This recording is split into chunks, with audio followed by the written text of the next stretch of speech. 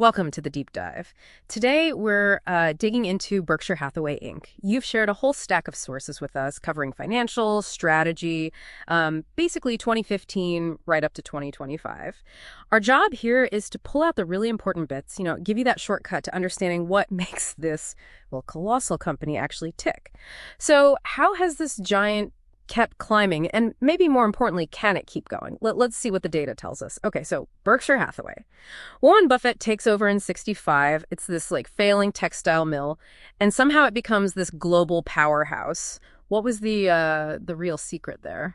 The big pivot? Well, what's really fascinating, I think, is that Buffett, influenced by Benjamin Graham, value investing, and Charlie Munger's thinking, he didn't just switch industries. He fundamentally changed how they deployed capital. It was a move away from, dying assets towards building this compounding machine.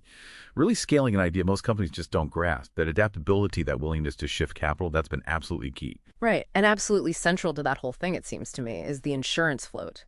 Yeah. I mean, that's just a massive amount of money they hold before paying claims. What was it, $168.9 billion in 2023? Huge. Yeah. Exactly. Precisely. It's been called this unrivaled mountain of capital, an abundance of cash. It gives them, far more investment flexibility than pretty much anyone else. Just think about it. They can make these enormous opportunistic buys, without calling the bankers. That's a powerful, powerful edge. Very few can copy that.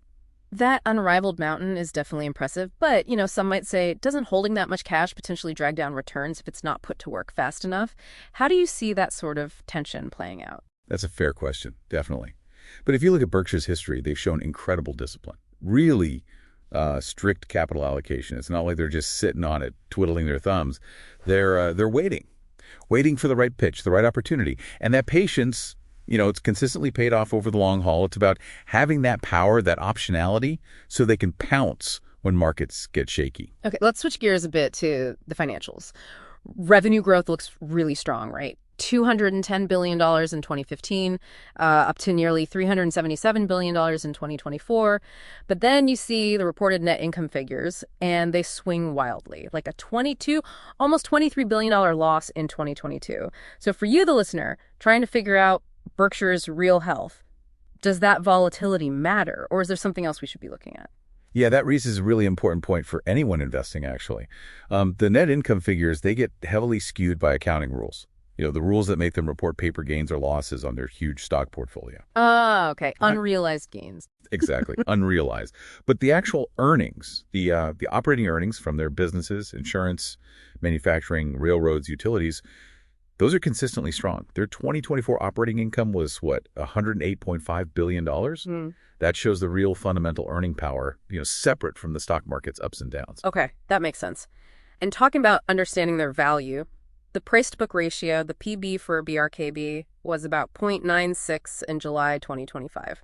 Just quickly for listeners, that compares market value to basically assets minus liabilities on the books. Right. And for a company like Berkshire, high quality, super diversified, a PD near 1.0, it suggests it's trading around fair value, maybe even slightly undervalued. Yeah. Especially when you think about all the unrecorded goodwill. Goodwill. Yeah, like the hidden value of businesses they bought cheap, value that accounting rules don't fully capture on the balance sheet, plus the strategic value, that float we talked about.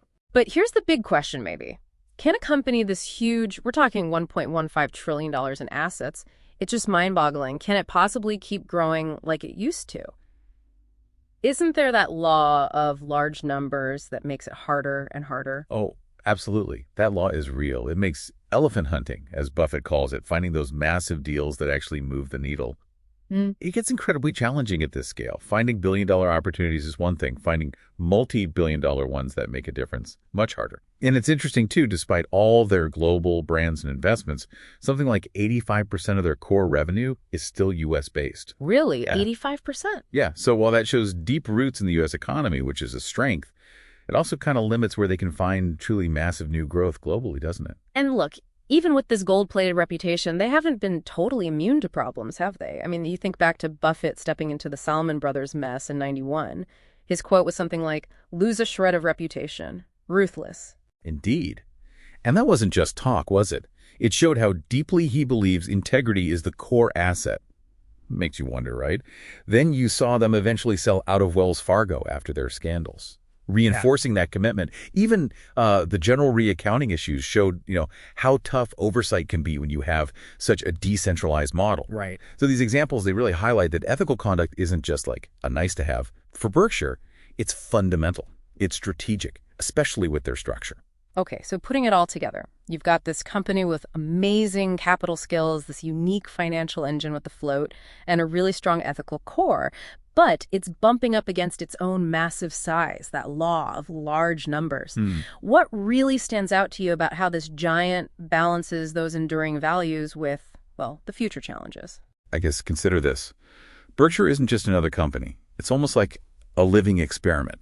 An experiment in how this intense focus on value, on integrity, plus that incredible financial flexibility, how it seems to almost defy the usual corporate life cycle, defying that gravity of large numbers that pulls most giants down. That's the real nugget, I think. Can that unique model keep defying gravity forever? Something to think about. That's it for this deep dive. We hope this gave you some powerful insights to chew on.